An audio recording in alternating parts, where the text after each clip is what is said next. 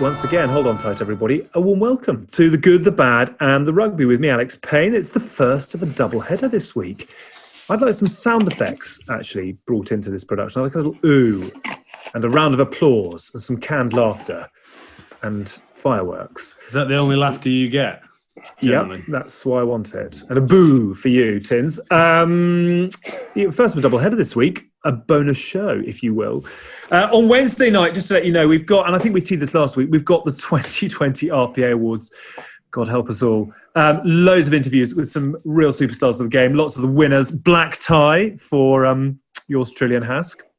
Looking rather like Men in Black. An awards ceremony from our own homes, which I think is going to be quite fun. But we actually thought, given that this is now our own show and we can go where we want and we can try a few things, that we might throw in an extra show this week and do something a little bit different. We obviously talk to big names regularly. We throw around quite a lot of nonsense between the three of us as well. But we had a bit of a sort of, it wasn't fiery, but it was certainly quite opinionated, a chat in our WhatsApp group this week, just about the Heineken Champions Cup. It's been a very strange year, obviously, on the sports field. And we were just talking amongst ourselves about European rugby, about the great days that have been, the great players, etc. And wondering where European rugby and the Heineken Champions Cup was in its evolution. Obviously, it's the final this week with Exeter taking on Racing 92 at Ashton Gate. And we just thought we'd spend an hour or two, probably an hour, not two, talking about European rugby and the glory years and what we can expect this weekend as well. So Hask obviously won it famously in 2007, notably falling 2 yards short after a length of the field run. Tins was part of Bath when they won it in 98. What were you? You must have been, were you an academy kid at that point? Or were you a youngster with high ambitions? First year, so very much academy. I played a few first team games. I think that season it was going all right. I played a few games. Obviously, Jerry was saving himself for the latter stage of the Heineken Cup, like he normally does, and letting me and DG smash our faces up for him just to get him the glory. But then DG, Phil de Glanville. Yeah. I played a few games, but I think that, before we went into the knockout stages, we played Sarries, and that was like my first, if I remember, somewhere around my first full start, and it was a record defeat for Bath. So funnily enough, I didn't really feature from then on for a bit. Right.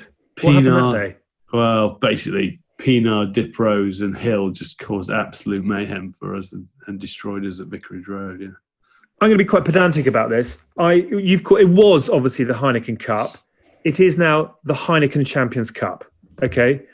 I find it, when people talk about the Premier League and call it the Premiership, oh, look at you on message. Someone stop your fridge. Well, but when we had this conversation, now it's the European Champions Cup. It's the Heineken Champions Cup. Yeah. I'm going to fine both of you every time you get it wrong. Hask, you might as well put 100,000 in the pot already because you're still calling World Rugby IRB. Well, who cares? But obviously, the Heineken Champions Cup, I care about. IRB, World Rugby, doesn't affect my life, so it doesn't bother. But my favourite thing is the Heineken Champions Cup, and I like the Heineken Challenge Cup. Is that right? But it went through that bit where they were pushing the Champions Cup, wasn't there? And it sort of stuck with some people, but it's not. Whenever you think of, however you say it, it's Heineken or the Ash Cup if you're in France. Ash Cup, the Hask Cup. This is a genuine part of the conversation because it was so between Hask, you've won it since you've been part of a winning squad and you've played, numerous games in it. I was very fortunate to cover it probably for 15 years non-stop, and so we've all got some quite interesting stories to tell. Where is the Heineken Champions Cup and European rugby today relative to when you started, Tins, and when you won at Hask? Is it the product that sits in the fans' hearts and the players' hearts in the way it was? Has it dipped and come back? Has it always been at the top of the game in this part of the world? Hask? Look, I think it has. I think it dipped. I think when I think the Heineken Cup, the Heineken Champions Cup, when it was called the Heineken Cup, for me was the pinnacle of any rugby player's career. I think it was, there was something special around the rugby club when it was those games. Wherever you were, whatever you were doing, you knew that it was Heineken Cup weekend, and it had this magic aura about it. Every team strove to perform in it, and part of the reason for me leaving Wasps, apart from a boatload of cash, was to go to Stade Francais to broaden my horizons, but to play these huge encounters every week, as opposed to getting a small sprinkling of them, if you were lucky enough to qualify in the right place. And I just think it tailed off, I think, when they tinkered with it and they fiddled with it. And I think it's now back to where it belongs. And I think it's only going to get better. And to be honest with you, from a rugby player's point of view, we talked about on our global season, you should get rid of everything else and have the Premiership and have this, like in football's Premiership and Champions League. We don't want anything else. Yes, you could. We've just been through it. It's Premier League in football. Premier League. Oi, someone's got a bee in your bonnet. You want to pipe the fuck down. Remember who showed us his pal? Because you might have had your Weetabix this morning, but it's taken me 30 seconds to get, or 3 minutes to get a word in edgeways. People aren't coming to listen to you. Which is what the people want. No, they fucking don't. It is if they're tuning into a Heineken Rugby special. Yeah, exactly. Heineken, fine. Oh. Heineken Champions Challenge Cup. I'm just going to pretend I'm French. You got the Ash Cup. Yeah, Ash Cup. Yeah. But I think it's captured that magic again. And for me, it was one of the greatest achievements because it's such a rarity to be in and around there. You can go away and you can win some big games against these teams, but to do it consistently, to go week in, week out throughout these tournaments and get opportunity, was amazing. And I think it's back to where it belongs, and hopefully, long may it continue. Vince? Yeah, no, I agree. But then most of the memories I have now, this is probably just because it's my playing days, are of the older days. But I think what Hask is got at there is the dilution of rugby.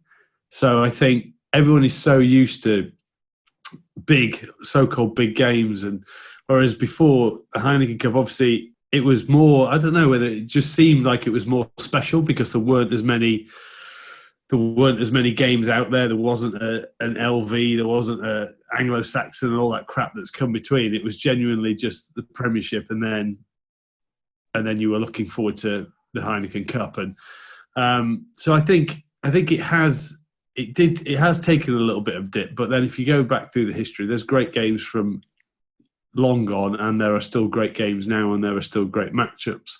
I think how the powers sort of shifted around. Toulouse fell off fell off for a little while whilst other teams fill in, and those stalwarts that started off winning cups right at the start that were supposedly the pedigree did die off a little bit, especially the French teams in the middle. And obviously you look at the likes of Leicester now. But I think it's on its way back and it's on its revival. I've enjoyed it this year. But I think some of that is because of, the stories that have come with Exeter and how Racing's come back. And I think it's getting that attention back, and the standard of rugby is what you expect it. It is that level above what you normally watch in the Premiership, and it's getting up to that Test match level. I think as well, I think what you've got to remember as well for a lot of players, to play against the caliber of French player, you'd only get that on the international scene. For some players who would be playing in the Premiership, they wouldn't get those opportunities. And I think you suddenly, when you go away on these big trips, I'll never forget, Wasps away at Toulouse or Wasps away at Castres, getting to be exposed to those players. My first game for Wasps was a warm-up game, but against Clermont, playing against Tony Marsh, Olivier Magna, Merceron, all these kind of incredible players. And the only other time you'd ever see them was on the international stage. So it was an aspirational tournament more so than anything else. So the Heineken Champions Cup now is I think it's back to where it wants to be, and there's players looking forward to doing it. And Tins is right.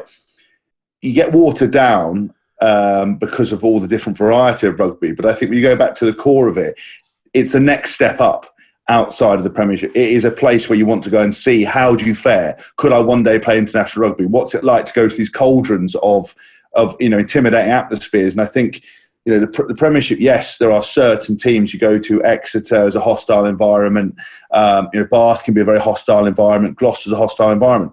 But a lot of teams don't necessarily have that. And certainly when you play for England and go to Twickenham isn't a hostile environment. But when you go away to these French clubs where they live and breathe, like Perpignan, playing in San Sebastian, in 32 degrees with the crowd going insane, or in Toulon with the Pilu Pilu, it's what dreams are made of, and it can come very easily and disappear very quickly. Very interesting. I'm just jotting down as we go. Should we fly through? I want to pick up on the favourite grounds that you played at and I presented at. Favourite players, matches, moments. Anything else? Just to go through your memories of it, really, and just to kind of. I mean, did you watch it as a fan growing up?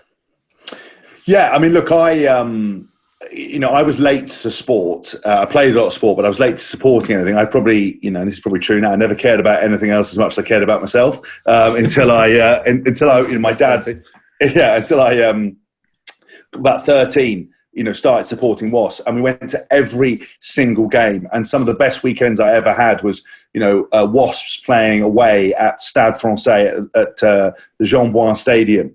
My dad and a friend of mine called Daryl, my dad's friend called Daryl, we went away for the weekend, sort of boys on tour, stayed with some sort of relatives out in Paris, travelled over on the Eurostar, massive French lunch, turned up to the stadium. I mean, I was underage, but slightly tipsy, and watching the game. And Kenny Logan, I think it was the time he hit the post or missed the kick, which isn't difficult for Kenny. But there were some incredible moments, and Wasp winning that game, and then moving on. So those for me are the real memories of actually going to these places and actually supporting them and being an isolated member in a small, travelling contingent. You saw the same old faces, and it was amazing. And I did that probably from 13 to 16, and went to most of the games. Tiz, have you done it as a fan? It's a bit of a busman's holiday, I know, but have you done a good weekend away not as a player? No, I haven't. I haven't. Coach? Actually. I don't think we were in that when I was coaching Gloucester. I think we were in the Europe, the Heineken, whatever the lower one is, European Challenge Cup. Good. So no, I haven't done one. I don't know whether I'm there yet. I don't really go and watch that many games live. I don't know. I think it might take a little weekend away. Should we organise should we pick a game next season and do one? Do it'd be quite good fun? Right. Little good bad rugby road trip. So do you remember it in any other capacity than as a player? I mean, did you watch Toulouse win the first one, or Brive smash Leicester in the second one, or was it your first real sort of experience of it, Bath beating Brive? Yeah, but then I remember where I was watching it at home when Bath won that one in Bordeaux, and immediately as soon as the game finished, I said to Mum and Dad, "Right, thanks for having me. I'm going back to Bath." They were like, "Why?" "Well, the boys are home tomorrow, and I know it's going to be a huge night." So. And it was actually 3 days. I remember watching that, and obviously you're involved as a fan because you're playing for them. But I remember that one. I don't remember. Obviously, the first one was quite quiet. No English teams were in it, were they? Yeah. So it wasn't until the next year that we came in, and obviously Leicester lost. But so I don't really remember those two. And I always used to get excited when I was playing, when they announced all the pool stages and who were you in, and did you have what how did it look? Do you have an easy run in?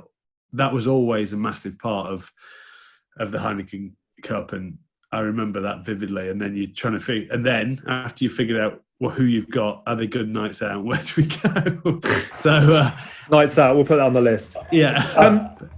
There's a couple of cracking. I was going to say one of the greatest ones was when I just started at Wasps, because I think 2004 they won the double, didn't they? Was it 2004? Yeah. So 2004, I've been training with them for a year, and I remember going on the away trip to play against Munster in Ireland at Lansdowne Road, and just the insane atmosphere, Trevelio to scoring, and then I was standing in the crowd, and actually there's some Sky footage recently that came up, a highlight, and you can see me in the crowd cheering with my, with actually longer hair, still hanging looking bloke.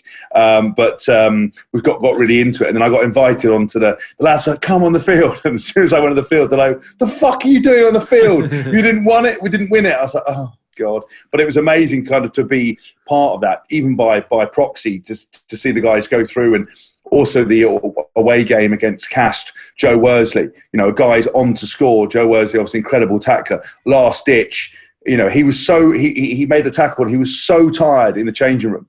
He couldn't get out of his seat. We basically had to undress him and help him. He was so shattered. He'd run himself into the ground. And then, of course, being in the stand for the final, that last minute, Rob Howley, the never give up attitude, the do or die, to chase that. Poitrenaud's mistake, trying to patiently wait to set it up, and Rob Howley coming out of nowhere and scoring. I was lucky to be kind of part of that. And I remember going on the night out with the guys afterwards and thinking to myself, this is what I want to do. And I was...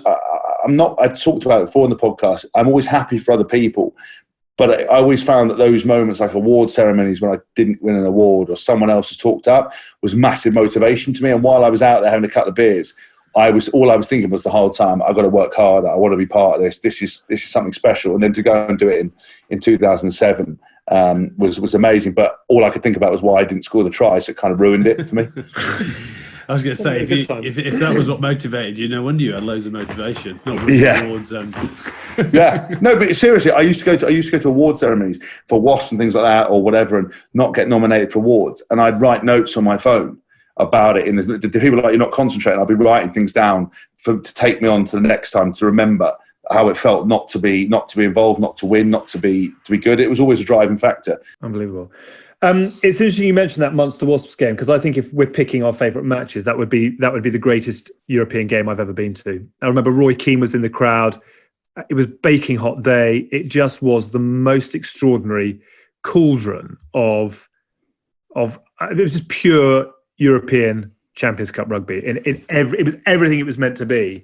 And it's interesting if you bounce it around in terms of, I could go on forever on the amazing European days that I was lucky enough to be a part of as a broadcaster. But go on, what were you going to say? Yeah, I was going to say, do you think as well, though, that those moments were even bigger because we didn't have the instant access? So there was still a mystique, like Munster, no one beats them at Thornton Park, that kind of real, they were kind of each of these teams was kind of a standalone island of intensity and ownership and everything else. And now, because everything's so open and you see the personalities, you actually get to see what people are like. Some of the mystique's broken. And when you get an English side against an Irish side at the heart of Irish rugby, and, they've got some real characters in their team, got some real characters in ours, but the only access you had to it was Sky, and the build up to it without all the pre-match, and that I think built the intensity. Now we know a little bit about people. Now you find out these tough guys have actually got a softer centre, and they've got personalities, and I think it's great for the game, but it's kind of ruined that mystique a little bit, Yeah, it's a tricky conversation to go down, because we say there's not enough global rugby superstars, and then of course, you say, well, we need to be out there doing. No. Hang on, it's changing the product on the field. Oh fuck. Yeah. No. Yeah. But you know what I mean. But I don't. But it's like the Gloucester's miracle match at Thomond Park. You're just going into that. Was that the year before you joined Gloucester? I think that was. Let me figure out when that 2 years. Yeah, I think it was early. I think it might have even been 2001 that they did that. Because that's the story, that the game plan was left on in a taxi. Delivered to the Munster. But you don't know. It only happens in Ireland, doesn't it? Those great stories always come out. Oh yeah, you left the line-out calls on the taxi front seat, and the taxi driver drove straight to Thomond Park and handed them over, and they. Because Dean Ryan tells a very different story, Dean, that he asked the bellboy to photocopy it and deliver it back to his room, and the guy behind reception ran off another copy, put it in an envelope, and just swung it around the back to those who needed it. Yeah, it was 2003 actually, wasn't it? But that's still the whole game. To need to win by 27 points, minimum of 27 points, and score 4 tries, and then they did it in the 80th minute with 2 minutes left on the good old fashioned way. It was at the referee's discretion. Yeah. And then Gloucester got a line out just outside their 22, and he blows it up. And it was a good chance they could have got. It was just those sort of things that are just where they're destined to be, and that atmosphere that sort of sort of gets into your bones when Munster are on a roll. It was for so many years in that early part of the Heineken Cup that was always special, wasn't it? They always talked about big teams going to Thomond Park and going toe to toe with Munster, and sort of Leinster have taken on that mantle a wee bit. But yeah, I mean they're the games that you remember. I one of my favourite games was the Leicester final where Leon scored in that corner. 2001. Yeah, 2001. What was it? 34-30. A cracking. Just a cracking game that you expected to be at the top of European rugby. That was when Austin made both the tries. Yeah, I know. And Austin still says that he threw a 40-metre pass to Leon. I watched it today. It's about 10 metres. I was like, and it was almost so far forward. It was in front of Leon. Leon did a good job to catch it one-handed. I mean, they were the first side to go back-to-back Leicester. I mean, I don't think we need to necessarily. Well, maybe we do. If you're thinking of the greatest European teams, Toulouse as a club, Leinster as a club, but that Leicester team, they did the double-double. They were a remarkable collective, weren't they? Remember, Johnson was yellow carded in the final, actually, surprisingly. Who would have thought it? Yeah, I mean that Leicester team of that era was dominant, wasn't it? I mean, it was what everyone's memory of Leicester teams now, which obviously is not at the moment, was just up front. You knew you were in for a miserable day up front, and then they had people in their backs who could punish you as well. But it was all built off that set piece. Was that when Miles? Was that when Neil Back? Was it against Munster? Pulled the ball out of string in his hands. Was the following year. That was the following year. Yeah, it was the following. I love that. Imagine like that was like done as the most legendary gamesmanship. You just wouldn't get away with it. Like it wouldn't even. It would be a non-starter. I'd be like, boop, Haskell, you dickhead. Red card off. Yellow card, penalty try. Neil Back did it. Everyone loves Neil Back, and like we saw it on the 17 TV angles. People have tweeted it in before you'd even touched the ball. Unbelievable. I mean, it is moments like that. I mean, hand back, it doesn't go down well in Limerick, but it's pretty iconic in sort of Leicester way. I just sort of wonder whether because you could get away with more moments like that stick for longer. I can't think of anything recently which has been gamesmanship or where people have got away with it. The problem is that because the referee can get called back now. So from what I remember, that it wouldn't happen if he'd made the decision. He'd go now. He can stop, reverse it, and go. Actually, I want to check that. They didn't have that. So even if he did it and they scored and they kicked it and he saw that that had happened, there's nothing they could do about it. And now we've got that instant recall. So he'll get referee wouldn't have seen it. And he'll get a little radio and be like, oh, sorry lads. Actually, so. But I mean, I tell you what I mean, I don't know if Tins found this. When I played for Stanford, say the closer we got to the quarter final against Toulouse away, and I played every single game, and I didn't. I talk about it in the book. I didn't get picked for that for some reason. I don't know why. Jacques Delmas just. I don't know. And then he blamed the loss on me because I was walking around the field with a tackle shield on my back pretending I was a Ghostbuster, and apparently that put everyone off their stride. The fact that Mathieu Bastereau, because one of the lads named a backs move after his missus, and in the middle of training he pushed the bloke over, stormed and walked off on the week of the Heineken Champions Cup. It was insane, but I got the blame for that. But that's another story for another day. But I don't know if you noticed that certainly when I was at WAS, the intensity of the week, everybody when you came in was on it. Do you know what I mean? Like it was weird when you had those weeks. It was like even the cleaners, the catering staff, everybody was going above and beyond. You would see players training for longer. You would see players on the video analysis. Everybody was doing everything for those weeks that had such magic about them. I wonder whether you saw the sort of same thing. Yeah, for sure. It was completely true. It was like a test match week. Everyone was even the academy players who were already thinking it was a test match on a regular week were up in their game. And you say because always if it was a home game, I was gonna say. What always reminds me of the Heineken Cup is how easy Irish can get seats, can get tickets. Doesn't matter what stadium. I did that. I did the Munster Gloucester game at Kingsholm. Where the Munster fans took it over. Munster fans. Unbelievable. And they did the same at Quins in a quarter-final. And that's what I was thinking about all that week, because obviously the ticket office inundated with the Irish wanting to come over, and then there's always a mate who's got a mate who wants to go. Can you get him a ticket? But half the time when you're using up your whole allocation, so one of your mates is probably selling to someone who's an Irish fan who's coming over for the weekend. And I remember that Munster game always sticks in my mind because we absolutely pelted them all game, but they defended so well, and then had a couple of breakaway tries, and I remember Dougie Howlett, yeah. And I remember Paulie O'Connell saying, for fuck's sake, I don't know how we've won that. And I was like, well, you just defended well. It was hard not to go, you were shit, but you weren't shit, because that is the thing why Heineken Cups are won by the teams that can absorb a lot of pressure as well. You know, that's why Sarries have been so good in it. And even this year, sort of myself and Haas thought they would go all the way, but just because of that team unity and how they can absorb pressure. But yeah, that's sort of what sums it up. It is that level above the Premiership that all players want to play in. All people who work around the club want to be involved in it and say we hosted this quarterfinal, whatever it is, and it makes those special memories. It is as close to Test match rugby as you're going to get if you're a club player who's not going to play international rugby.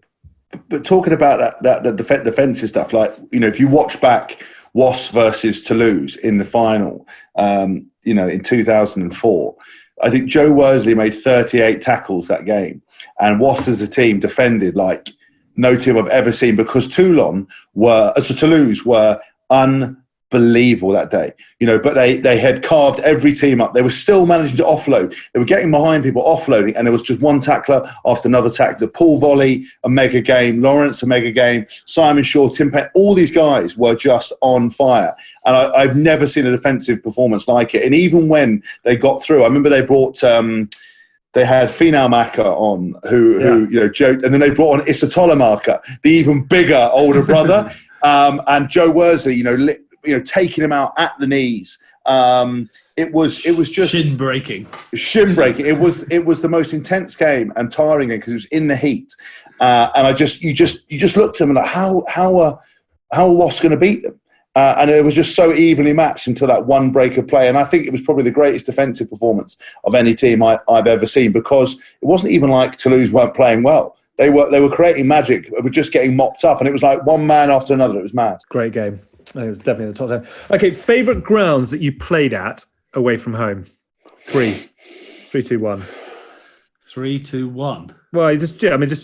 Which were the games which still linger in the memory now? I mean, for me, Thomond was always amazing, but the greatest ground as a broadcaster was the Marcel Michelin in Clermont. It was spine-tinglingly good to broadcast at in terms of the incessant noise and colour. And I mean, I don't know what it is about the Massey Central, but they were hitting the digestives from about 9 in the morning, and you'd go out to the ground to film a little link, and you'd have people throwing eggs at you and everyone falling over. And I mean, it was just absolute insanity from the start of the day to the end of the day. It was an amazing sort of bank of a stand on the far side, which just started an hour and a half before kickoff and never let up. And I can remember doing some amazing games down there, Northampton down there, Leinster down there. And it just was, it's the sort of thing where you just, actually as a broadcaster, you just want that to be the story. You let it breathe, because the noise is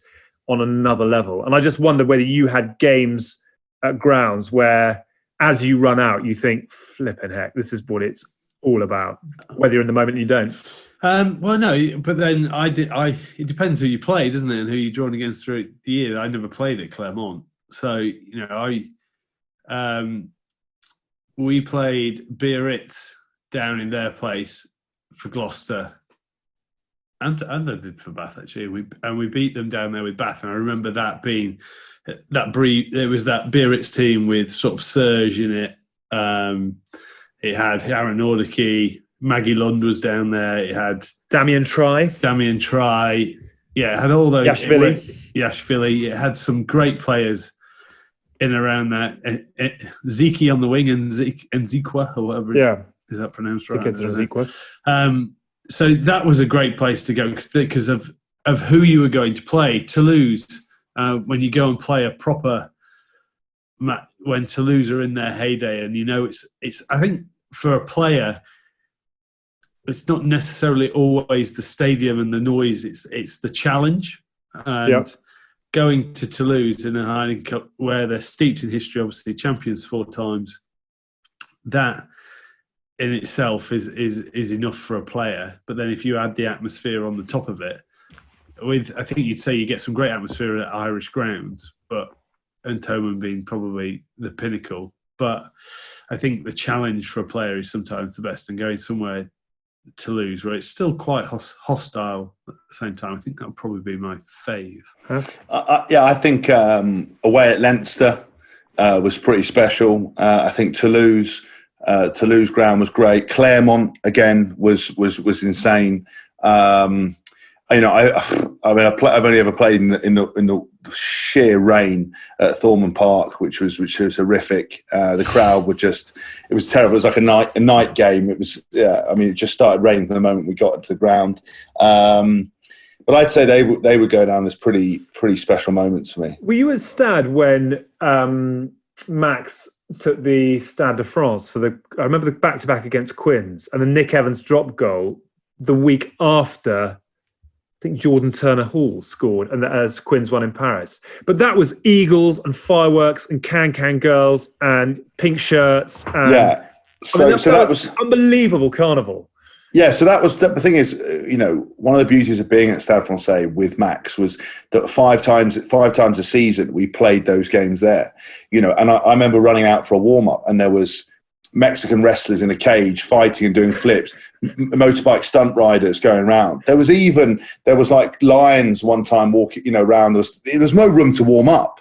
Like, he was going to get burnt by a fire juggler and stuff. That was magical. My first game there for Stade was against Toulon, against Johnny Wilkinson. But that was the year before I got there. But we then went and played Harlequins in the final of the Heineken Challenge Cup and lost to them. Just Challenge Cup. I mean, let's just say Heineken on everything, but I'm not sure Heineken sponsor the Challenge. Oh, who cares? Whatever. I was just getting the brand in there. He just can't let anything go, can he? No, he can't let anything go. It's pedantic. I'm going to call him Payne today because he's being a bit of a Payne. He is being a bright painer in my arse. Right. Well, so that game was even better. It doesn't always have to be perfect, Payne. Yeah, that's when that game was when Michael Checker pushed the cameraman down the stairs. Yeah, we should have won that game, and the referee told Sergio Parise to use the ball, and at that point you didn't have to use it. And we were driving Quins backwards; it should have been a penalty, and he forced him to use it. And then Checker went completely mad. And the best of it was we got given a silver medal, which I put in the bottom of my kit bag. Thought nothing more about it. About a year later, my car got broken into in Fulham, and they stole a rugby bag out, and obviously tipped out whatever they found. And some bloke in a local park in Fulham was walking his dog, found a gum shield, found all my stuff, right, and found this medal. And I don't know how he got in contact with me. I love this. Someone who robbed the bag, didn't even want the That's what I mean. Medal. So they didn't want the losing medal, right? They threw it on the floor. And he's found this bag and found, probably my name tag. My mum had sewn my name tag into something, and he spotted it. And he contacted me. He was like, "Oh, can I, do you want your medal back?" And I was like, "Yeah, but it's just all right, mate." He goes, "Have you lost something?" I was like, "I lost a load of stuff."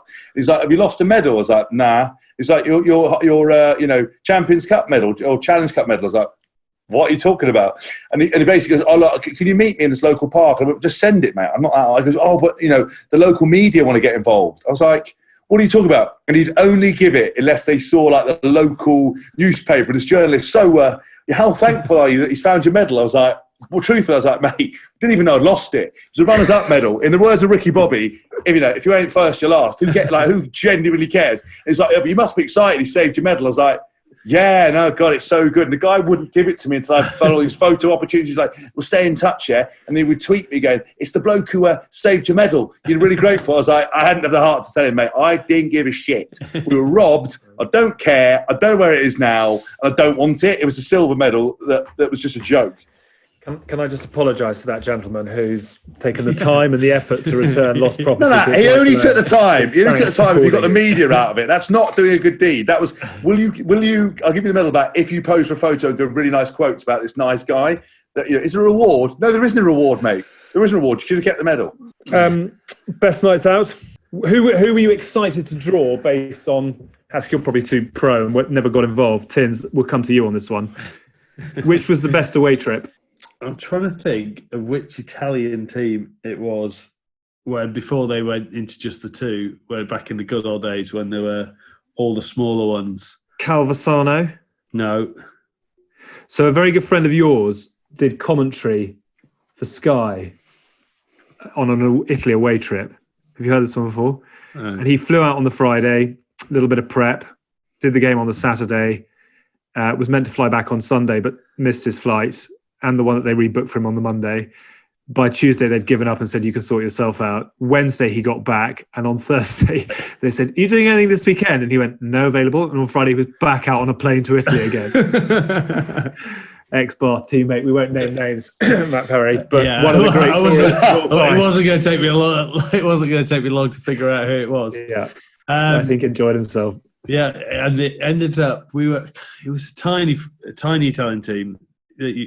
I'll figure it out by the end. And we thought there was going to be sort of zero nightlife, and then we've gone into this nightclub, and it's a sleepy town. And we've ended up walking into this nightclub, and it is absolutely massive, and it's just getting busier and busier. We've obviously got there at 12:30, where in Italy people are still having dinner at 12:30, so it was dead. And we were like, oh, we'll have a few beers, then we'll leave. And just slowly around 1:30, 2 a.m., it just started filling up. And the next thing you know, the Sugar Hill Gang started playing in the middle of this nightclub. So hip hop, the hip to the hip hop, and we're like, oh yeah. And then suddenly all these breakdancers sort of came out. Next thing you know, it's 8 a.m. We're all crawling back. We've got to get on the flight at something like 10:30. And it was just one of those nights where you're not expecting a few beers. Yeah, we could win. It's going to be a quiet night, and it turns out into an absolute classic. Mine was definitely away in Cast. Like, again, small town. You don't think there's anything about them. And do you remember that there was a big second row? He now plays for Toulouse. Joe Takori. Joe Takori, yeah. So Joe Takori, right? He's like, "You coming out?" I was like, "Yeah." And we go out. And the thing is, in France, in these places, like, you know, like in the UK, you've got the optics, the 35mm optics. In Italy and France, they're like that. Yeah. Like, what? That's 90% vodka. Went there, and some of these boys in these small towns, Cass being one, they used to run the place. I remember Joe Takori was like, just turned up, drove into the club, high fives everyone, demand table, they're bringing vodka over, all the lads are in there. He just starts getting up and DJing. Like, he's not even invited to do it. They're just like, right, he just pushes the guy out of the way, gets on the tunes. And those are the kind of places you crawl out of 5 or 6 in the morning, you know, like, have to go down to recovery, still steaming in the pool, get on the plane and just pray you're not sick on the bloke next to you. But these smaller town venues were just unbelievable. There's plenty of stories that I couldn't possibly tell you that went on, but they were good memories. Yeah, I remember one where we Gloucester played Biarritz, and it was the worst weather ever. And then this sort of storm hit. So I think we beat them. And then this storm hit and we weren't allowed to fly home. So we were supposed to be flying back the next morning. We'd gone out. I could tell a great story on Nick Wood. And I know that Nick Wood listens to every podcast. So, is this the one where he had a little accident? Yeah. And he got on the bus. So we had to be on the bus at something like 6:30 in the morning. Woody had come in, had a few too many to be safe to be said. Woody, I know you're listening, and we got on the bus, and they'd given us like this breakfast to eat on the bus. Woody is so hungover, he's eaten his breakfast and then barfed it back into the tray that he had. And then we're driving and on the way to the airport, this storm's hitting. Airport's closed. We turn around, we get 2 more. They're not flying all weekend. We get 2 more days to go back out in Biarritz. So we do an all-dayer. Remember, with Heineken, please drink responsibly. We did it all day, and Dean Ryan used to cycle a lot, and he'd come down Leckhampton Hill, if you've ever been in Cheltenham, he'd fallen off at like 40 miles an hour. Oh my God. And he was properly battered. And then we had Barks and everyone knows Barks. When he has a beer, he's a social hand grenade. So we're in this bar, and he's literally grabbed Dean by the head, and Dean's like smashed his head up. It's cut, and he's like knuckling him as we're doing this all day. And you just know that if Dean wasn't in so much pain, he would have absolutely buried him. But yeah, we had two. We weren't allowed to fly home, so we had 3 days on the smash. Why would you ever think it was a good idea to noogie Dean Ryan? Yeah. Dean will have got his own back over time. Oh, didn't stay at Gloucester for that long, did Bob? So he got his own back in the end. Contract removed. Yeah. Okay, but I want to talk about this weekend. It's players. Which are the most iconic players in the history of the Heineken Champions Cup? You've played with them, against them. Who are the people now? I mean, I think Rob Kearney is the most decorated, winner in this tournament. Not where I would have gone. No, I'm just starting with the guy who's won it the most. We haven't even mentioned Sexton, Parise. Well, Parise never won it. Yeah, but Vicky Pollard. Sorry about that. I think in terms of people who I think of who's had outstanding games and jumps out, and always sort of stands out, he's one of them. If you're just looking for people who've won it, I'm not necessarily going to. You would say that Rob Howley always sticks out, but that's for the moment, individual moments. O'Gara, who did it repeatedly. I was at the game where he banged over the drop goal against Saints after 45 phases or whatever it was. Yeah, I mean, on and on and on and on and on. He is just so far ahead in terms of. Do you think he'll ever get caught in terms of his points? No. I mean, I don't think he will now. He's something like 700 points. There's no one new who maybe will do what he can do, because everyone.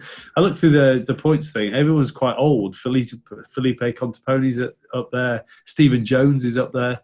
But Ronan is Mr. Heineken Cup, isn't he? Yeah. So I think Philippe Contepone is pretty amazing. I think for what he did with Leinster. I'm trying to think of the Toulouse players who I would put Fabien in Pelouse. I think Tobacco, the back row player. No. There's a back row player. Tobacco. Yeah, I think so. Patrick Tobacco, John Tobacco, Freddie Mulborough. No, he was. I just remember from that game, he was pretty incredible. With grey hair, and we've been playing for quite a while for Toulouse. He was pretty special. I always thought of Philippe Bernard Sal. Pelouse, Fabien Pelouse. They're always stuck in my head. Who else always jumps out of just having world-class games? You play with all that likes of Rafa Ibanez, Lawrence, Alex King, great European player. Saw Kingy on Sunday. Actually, he's living in Minch now as his coaching class. Yeah, so we saw him at Minchinhampton Rugby Club. His boys in the under-9s. Mia's in the under-7s. How's Mia getting on? Hello to all our readers in Hello Magazine. Yes, she's good. She is getting into it. 3rd session. She's a bit of a bruiser, but it's good. Right. If the ball's ever on the floor, she's going to win it. She might make a back row. Jackal at the breakdown. Yeah. O'Driscoll. Without doubt. That Leinster team, that back line was so good, wasn't it? It was just so. I think you'd struggle to pick a better back line that's won it in terms of how they played together as a unit. I mean, that team was very, very good. It had everything that we always talk about Ireland, predictability, but with a load of X factor thrown in that they weren't scared to use. So it was just, it could win many ways. I think that's always the sign of a great team, which I think Exeter have at the moment. Yeah. I remember actually that win in Toulouse on the road. Do you remember that was sort of 2006, 2007, something like that? And it just chaos, rugby chaos. Horgan, I remember Horgan and what the hell is he called? Dennis Hickey. Do you remember Dennis Hickey? Yeah. Grease Lightning. Go on then, pick the most iconic. Who is the number one? O'Driscoll. I think it's got to be O'Driscoll probably. Champions Cup player of all time. O'Driscoll. Did you play in the game where he he chipped, volleyed? Yeah, we played away, and it was like an early experience for the Heineken Cup for me. And I remember playing O'Driscoll. I was like, obviously knew all about him, and he ran and he chipped the ball. over voice, ran round, and you're like, oh my God. And he volleyed it over, I think it was either I don't know if it was Kenny Logan, it was Van Gisbergen. Van Gisbergen, volleyed it over him, ran around and scored. I just stopped, and I remember just looking around going, I just don't even have 1% of this guy's skill. That's not even fair. He's just volleyed the ball. You don't even do that in rugby. And he did it twice and scored. He was, very, very special player that had skills that absolutely paid the bills. You played against him a number of times, obviously international and club. But Tins, in those that you went up against, he clearly, we started our journey at the same time, and his went to a lot.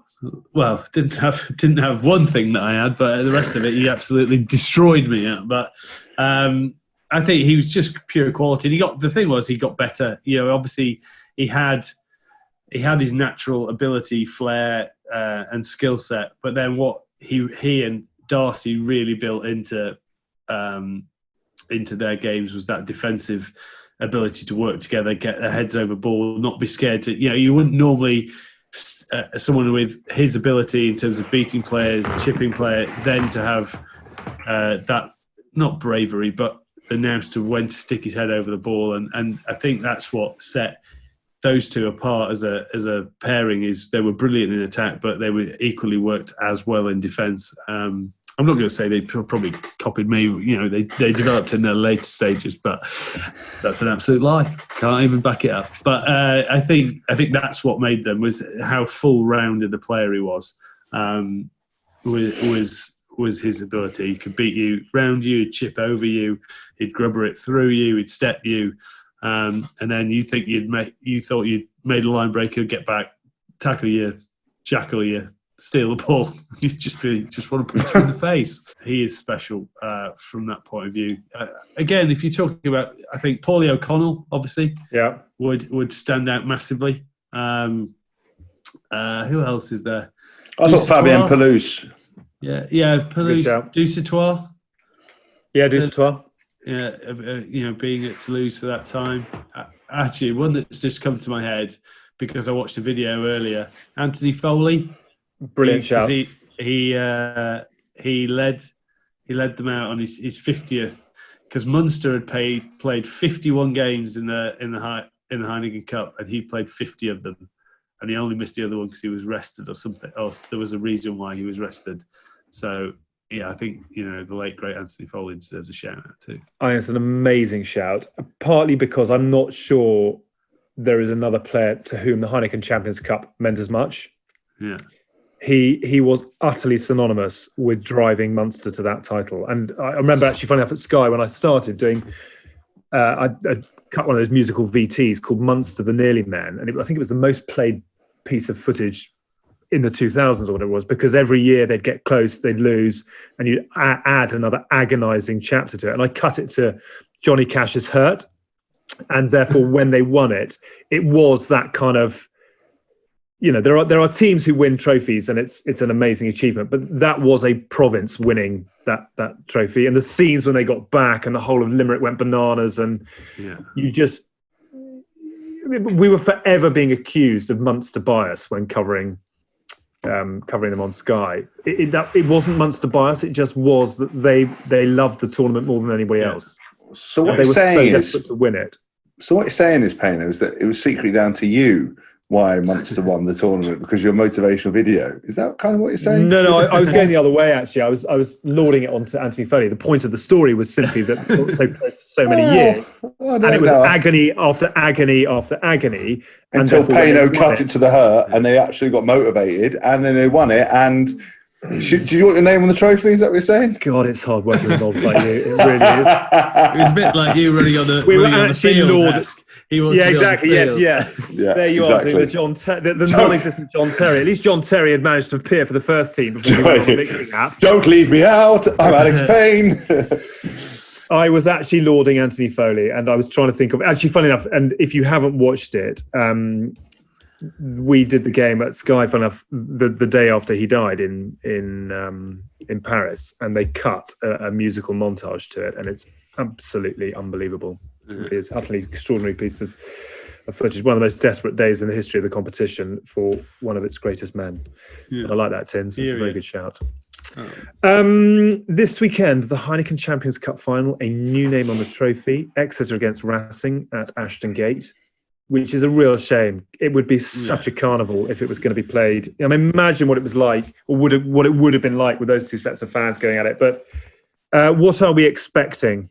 Exeter battering Bath last weekend in the Prem semis. Tins, are they good enough to go all the way in Europe? Yeah, I think they are good enough to go all the way. I think, obviously, great last minute win for Racing in the semis. Very physical, but then they have that. They have Finn Russell, that little bit of brilliance. You just look at, I watched that Exeter game and Bath. And Bath were in that. You would actually probably say that Bath were the better team in the first half. But Exeter just get in. Once they get in your 22, they don't leave without points. It is incredible how clinical they are once they get into your 22.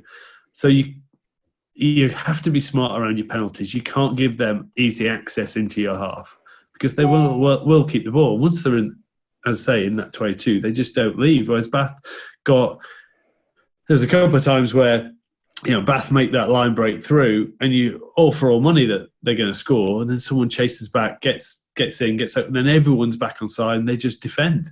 And then they force a mistake. And it was, they will grind you down. So it's going to be interesting to go. Obviously the quality of players that's coming with Racing is of a very high standard. And it's, is Ashton Gate a advantage for Exeter? You probably say it will be. Everyone always easier travel if nothing else. Yeah, everyone always throws the travel card at. But I'm imagining Racing will probably be hopping on a private plane, probably in a private to make it easier. Yeah. But I think it's going to be interesting because Racing have some physical ball carriers, and they'll take it to Exeter physically. It's just whether they can then take advantage of that. I still think Exeter go in favourites, and I think Exeter will win because I just think they can get it done in many ways, and they just never they're never going to arrive feeling arrogant, or you just don't get that feel from how Baxter does his interviews. They're not going to arrive cocky thinking they're going to get out there and do their job. I don't often read Stuart Barnes' articles, but I read one in the Times today about the only thing that can hurt Exeter is a slow start, because they have been quite slow over the past few games in terms of getting out the blocks. But so if Racing can really hit their stripes in the first 20 and put them on the back foot, then they've got a chance. But if they let them sort of go through the gears, I think they'll struggle. How do you stop Exeter? Ask. I think, look, within this tournament, in this final, you've got two teams coming from completely different opposite ends of the spectrum. Racing have this looseness, this je ne sais quoi, this X factor around Finn Russell, around a number of their players that can unlock a team. The thing against playing against Racing, if they're in it and around it for the majority of the game, then they have the ability to score where other teams probably don't. I know with Exeter they've added, with Hogg, that extra bit of flair, giving them even more danger. Joe Simmons, again, I think to beat Exeter, your discipline has to be absolutely spot on. You have to meet fire with fire in the set piece battle. The physical contact. You have to, if you watch where Exeter play, right, if you allow their ball carriers, when they carry, to get out to the fourth and fifth defender of Racing, meaning that the French have got to keep working all the time, which notoriously, that they're not always the fittest French sides, but obviously we're towards the end of the tournament and they've been playing week in, week out, so it shouldn't necessarily be a factor, but it's very difficult if you keep cutting them off for a team to keep folding around the whole time.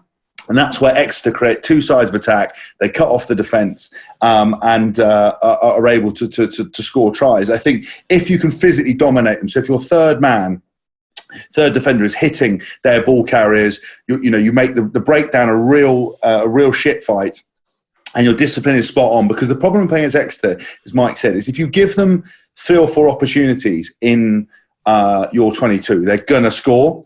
They're going to come away with points. It's just a fact of nature, and I think the only way you can do that is to disrupt them and to cause them. And then you put elements like Finn Russell in there, that unknown X factor quantity, and he can be absolute world beater, but he can also be the undoing of a side. And I think if Racing turn up with composure, with a real physical edge, and really utilise the ball, and he's on form, then you could see a game. I think Exeter will win. I think the only way they'll do it is if they implode or they don't get the physical challenge right around those areas. Because if they do what they normally do, I think they'll be able to beat, because it's two contrasting styles, and I think Exeter will come out on top. I'm absolutely flabbergasted.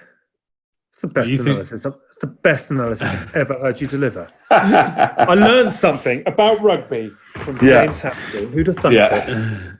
The only thing I would counter that with is if you look historically, and I don't know whether the lack of crowd negates this, but if you look historically, teams tend to take 2 or 3 attempts in the latter stages before they win the tournament. So Munster took years to get there. Leinster took years to get there. Saracens took years to finally get there. Couldn't get past the big French teams. And I just wonder, with the fact that Racing were in the final 2 years ago, they've buried the Saracens bogey, etc. Just whether having been there and done it before gives them a bit of a nose to what to expect. Yeah, I know what you're saying, but I think Exeter have had those hard things in losing in finals to obviously their record in finals is not brilliant.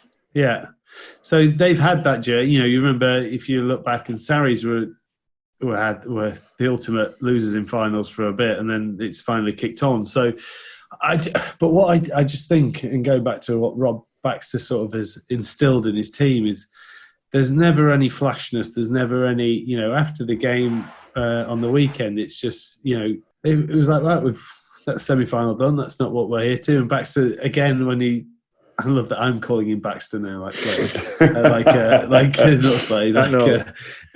No. After that the semi-final win, last weekend, it's all about where we want to be. The semi-final win, the Heineken Cup. It's like, look, we've worked 10 years to get here, but this is not where we're going to celebrate, because this is not where we want to be. And I think he's got them all quite grounded, and the fact that they don't need necessarily everything to go their way all the time to still be able to pull it back, or they've shown that this year. So I don't know. You hope that it's going to be a classic, where they go toe-to-toe for 80 and whoever comes out, and you just get a great game of rugby that everyone's sort of watching. You get a game like the 16-all thriller. I know we're not talking about Australia and New Zealand, but... Oh, we have to have a word on that. I mean, did you watch it live, or did you watch the replay? No, I watched it. I haven't watched it all yet. I've watched like the last 15 minutes, because obviously I knew what was going on. I mean... Wow, I never thought I'd say this. It's so good to see Australia back. Yeah, but I never thought I'd see someone hit a 58-metre kick and it almost hit the top of the post as it was going through. It was good from about 75, that kick. Yeah, and then it went down the other end. It was just great to see, and that's sort of hope. Well, hopefully we get that this weekend. Yeah. Just playing devil's advocate for one second around the Exeter thing. I think. You're exactly right that you learn a lot from, losing in finals. But I think, the fact that Exeter have done that already, the only thing is that when you go to play against teams like Racing and stuff, it's that mental maturity. And it's clear that everybody loves to play for Exeter. It's clear that Rob Baxter is an incredible coach, and that the boys absolutely love what they do down there. You can see that they don't need a crowd. They don't need anything. The only thing is that when you, and I don't know enough about their side, it's just head and shoulders leaders above the rest, with the character and fortitude to know in a final when to call it. And I think collective, they probably learned for the finals, but in those group of players, I don't know who, Tins, maybe better, who would maybe point out as someone to do that. Because I just think, in those big games, you need the big characters and big leaders to make sure they steal the ship. And that's maybe the one thing potentially. But I know someone like Steenson has a big role in that side. Ewers, obviously. But again, I'm just trying to think of the guys that would really steer the ship if the pressure came on. Yeah, I know what you're saying. But then I also think they use that as a strength, because they don't rely on one person. Right? If you go through it, people, Johnny Hill, Gloucester should never have got rid of Johnny Hill, but and then he just stands up in games, and whether he needed to make that move to become the player he's become, but he just gets through it. Ewers gets through his work. Both Simmonses just get through their work. Slade will get through his work. Then some days he'll have an off the chart skillful day and dominate. Hoggy at the back will go about his business, but also can light a torch. Flaherty. He was exceptional last weekend. Just the work rate. It was. But you get what I'm saying though about if you isolated, who would you say? Because that's my only thing. If you were nitpicking, I'm just thinking because I know sort of Slady and is Jack Noel injured or is he fit? No, he's hoping to be fit this weekend, isn't he? I know these guys are actually very worldly wise to have experience, but I think you're right. I think it is a side about them doing their job, and if they do well, everything takes care of itself. I was just thinking that might be the one difference that develops over time. But the opposite side to that is the fact they've actually gone to finals and do it, and perhaps they don't need it. That would be my only thing. But I don't know enough about the dynamics to know they might have that. I think that's been one of Rob Baxter's greatest achievement is he's never had sort of what you would say is your where you pin your badge on that player. He hasn't really ever had that. He's always had. He's built it around the work ethic and ethos that they go for. So but then that could ultimately be why sometimes you need that guy to sort of stand up. And in fact, a lot of the times I wouldn't be able to tell you who was captain of Exeter. Is that a good thing or a bad thing? You always talk about the need for collective leaders. Like I talk about in the book, you don't need everyone buys into the fact you need one captain and it's this focal point. You don't. I just wondered who can emotionally steer the ship because you're going against someone like Racing, who those moments that teams like that have a purple patch. Sometimes it's a bit like trying to nail Diarrhea to a wall playing a French side with that level of kind of flair. Because can we use jelly to a wall just for our family viewers? Well, fine. Let nail jelly to the wall. Payne. You are on one this evening, and they take away your pocket money, beat you up. Breakfast listening to this. I'm going to turn you upside down, and take your lunch money after this. This is unbelievable. It's unbelievable. Give you, put hot crumpet combined. I'm having real problems when his face is with his teeth. What's going on with your tooth today? Do you know? It's just not. Can I be really honest with you? I broke it this weekend. Well. I broke my tooth this weekend, and I've re-glued it, and I've re-glued it not in the right position. And because there's a gap and all sorts. I was having investment calls today, and the thing kept falling out, and the guy just logged off. I mean, that was the. Well, to be fair, I'm not surprised he didn't give you some money to buy yourself a set of new teeth. I'd invest. I know. But anyway, so we'll get post. We'll stay away from your teeth. You're telling me about nailing Diarrhea to a wall. Your teeth are falling out. I think we're going to be sick. People are going to be sick at that, mate. Toothless cretin.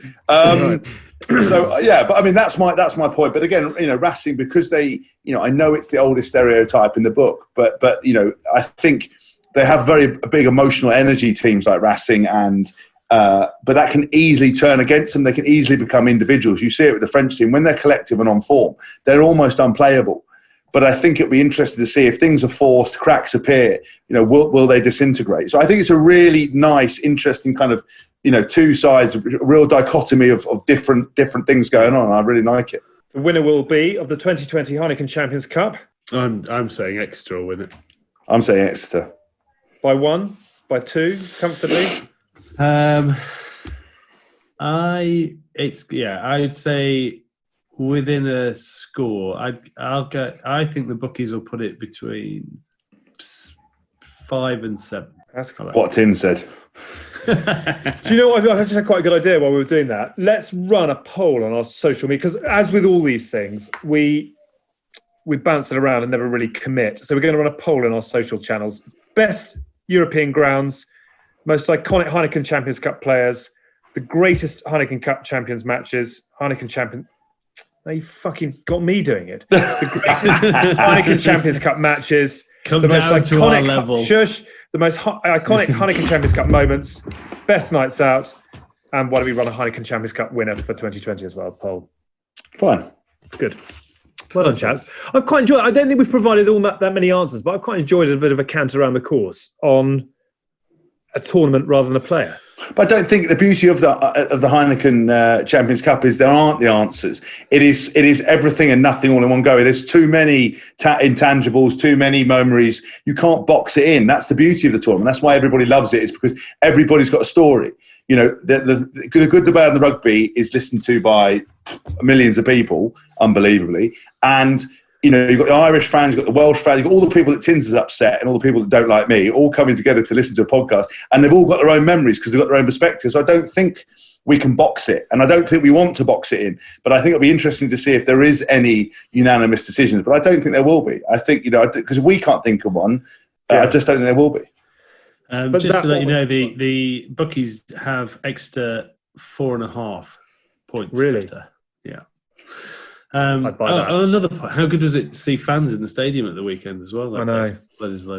That is almost the biggest shame about this weekend. But that's what makes Heineken Cup. That's what makes Heineken Cup weekends, isn't it? That is what makes. I mean, you will have the best memories because most of the time that we were playing in them, myself and Haskell getting hit in the head, so we don't remember them that much. Yeah. Whereas you get to absorb the whole day more than we ever did. So at Sky, we used to use the Oasis tour bus, and you would load up on a Thursday night after the rugby club. You'd drive somewhere for a Friday night game, fill the bus with beers, pizzas. You'd then drive on the Saturday. The best European weekend I ever went on was a Thursday night flight from London to Dublin. Leinster Agen with Rupeni playing for Agen on the Friday night. We then got a private jet from Dublin to Geneva. Stop it. We did a game in Geneva between Munster and Bourgoin, and after the game, we'd ordered a hire car to the stadium. We collected the keys from reception, walked down to the bowels of this stadium in Geneva, walking around like going beep, beep, beep, beep, and the Subaru Impreza lit up. And 3 of us went for 3 days skiing in Chamonix. No wonder the Sky haven't got the rugby anymore. They've done the budget on you. The world's biggest scandal has just been unveiled. It was the greatest. The greatest 4 days scandal. Yeah. Oh. Can't I put that out live? It's too late. I've left. Damage done. But it was unbelievable. When we did our last one in, where was it? Lyon, I think it was. It was Saracens. Saracens Racing 2 years ago was the last one we did, and that was a little private jet down there with Jamie Roberts, Greenwood, Horgan. Great days. A little glass of champagne. We should be doing things like that. The Good, the Bad, and Rugby should be operating at that level and bringing real rugby to real people in high class standards. Yeah. Do you remember? Was that when Rapini Thaltho wore that orange kit and looked like a roundabout? Yeah. I mean, he was unbelievable that night. Was that the year that we played them as well? And he was unbelievable. Yeah, it would have been. He ended Ollie Morgan. Yeah. He destroyed Ollie Morgan's career. He offloaded the ball between his legs whilst dislocating Ollie Morgan's shoulder. I mean, it was ridiculous. But do you remember all the coverage pre-match? It's like, he's out of shape. Look at the state of him. Because he was so big, because he stopped in the middle of the field and someone sponsored him with a flower display. Like Hewlett Packard sponsored him because they thought he was that big. And then after the game, everyone was like, turns out he's unbelievable still. So that Leinster Agen game, he caught O'Driscoll from the other side of the pitch in the in-goal area and hit him so hard that O'Driscoll was sick and failed to score. Unbelievable. I mean, it's funny because after we talked about he's one of the greatest players who've played the game and possibly not achieved what he should have done. But then there is a podcast out there, I think it might be with Dan Leo, where he just explains how his mentality worked. And it was basically, he goes, I work to earn money to live at home. So when I've got money, I'll go home. And then when I run out of money, I'd come back and play. And then I'd earn a load more money and then I'd go back. And that I wish I had any of his talent. That was basically how his mentality worked. He wasn't about, I could do great things. Obviously, World Player of the Year in that super, when he was in the... You're number one, all right, son. Yeah. He was incredible. But his mentality was, I just got enough money to go home for a bit now, so I'm going to go home, eat, drink, and then, I'm out of money. Yeah, I'll come back and play for you. There's a really interesting documentary out there, actually, about Rupeni, which I think is looking for a sponsor or funding at the moment, actually, but charts his story. It's absolutely... I mean, that's the thing about Heineken Champions Cup rugby. You just end up going down... I mean, how have we left out Rupeni? Yeah. I quite enjoyed that. I'm not sure we've put the world to rights, but it's a bit like our WhatsApp group, really. It's sort of just chipping with thoughts, ideas, arguments, and squabbles, which is basically what this show is, isn't it? But it still is. It still is the leading light in where we want to be now. You know, whether it has to adapt with the changing times of what rugby is and how it is, but that is still a fan's favourite because people love travelling, having those little weekends away, which also then changes the atmosphere in the stadium. and the teams get to play against as long as you're playing against the best teams in Europe, you're going to get players up for it, and they're going to fly into each other, which is what you want to see. And I think the Heineken Cup, like the Heineken themselves, the brand activation, the story they tell, that the green, the post, just everything about it is so well done that it's the best partnership I think in sport potentially. I don't know what you're talking about. I will not bow down. I didn't get one because they didn't send me any. Because I'm not connected. What about in the middle? You've got a mini bar. I've got a green one here. Oh, what's protein that? Shake. Thank you, Grenade. Absolute Rick City. Grim end to a really enjoyable show. Right. I think it's Channel 4 and BT Sport this weekend, isn't it? Yeah. That's the other thing, is I think it definitely benefits from having a sole broadcaster. Yeah. Well, if you hadn't spent all the money on private jets and Subarus, Sky might have had it. They might still be in it. Yeah, if you started employing Clive Woodward and wearing a suit and being really boring, you still might have it as well. Good. Right. BT Sport, Channel 4 this weekend. Good luck to Exeter. Good luck to Racing 92. Let's hope it's a fitting final and one that puts smiles on faces. Do this is really actually reminding me just how much I love European rugby. You're out of it for a bit and you forget, and actually you then spend an hour just harking back. And it did. My hairs went up on my arm. And I thought about those things. I thought about those games. It was kind of made me really miss it. I'm so excited now. Have you still got your winners' medal? Yeah, it's framed actually. Yeah, it's framed on the wall. You see, losers' medal left on Parsons' screen. Winners' medal framed in it. That's what it's all about, isn't it? Yeah, exactly. Ricky Bobby, if you ain't first, you're last. Get out of it. I'm just thinking if I've got my European losers medal somewhere around here. I don't think I do. Did you not win? Winners medal. Sorry, winners medal. the one against we lost to beat Irish. Yes, Steve. James Forrester. Yeah, I'm not sure the Challenge Cup show will be quite as iconic as what we've been through. You never know. Right, let's wrap up. That's it for this week. Thank you for watching. Thank you for listening. Don't forget, actually, we've got a second edition of The Good, the Bad and the Rugby coming up on Wednesday for you, 6:00, with all the winners from the 2020 RPA Awards. Hask, black tie for that. Looking good, looking sharp. Next week, we've got a very special show for you as well. Ahead of the return of international rugby, it's our first live show of the series. Don't worry, everyone will be firmly socially distanced. You won't need to leave your house, but you do have to have Zoom. Welcome to the 21st century and the revolution. Hask, Tins and myself, plus special guests. All you need to do to sign up is visit our social media channels. You'll be sent a link to click on and you can join the show live. It is as simple as that. It should be a lot of fun. It's a tenner, apparently. I promise you it'll be a terrific couple of hours. You'll get to go behind the scenes and enjoy the bits that normally get taken out and left on the cutting room floor. And there's a fair amount of that. To sign up, simply go to our social media sites, Facebook, Twitter and Instagram, and follow the link. All the details, the times, everything you need will be on there as well. Very special guests, I'm told. And if things go well enough on the night, they could be incredibly special. I've no idea what that means. I've no idea what we're doing next week, but it should be a lot of fun. Come and play with us live on Zoom. Thank you for watching. Thank you for listening to The Good, the Bad and the Rugby. You can subscribe wherever you get your podcasts, as well as on YouTube. Enjoy the rugby this weekend. It's going to be a cracking Heineken Cup Champions final between Exeter and Racing 92. Enjoy it. May the best team win, and we'll see you on Wednesday.